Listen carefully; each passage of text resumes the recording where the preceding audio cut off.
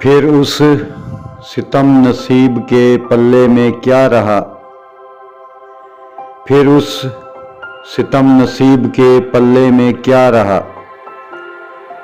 छोड़ा है जिसको आपने मतलब निकाल के।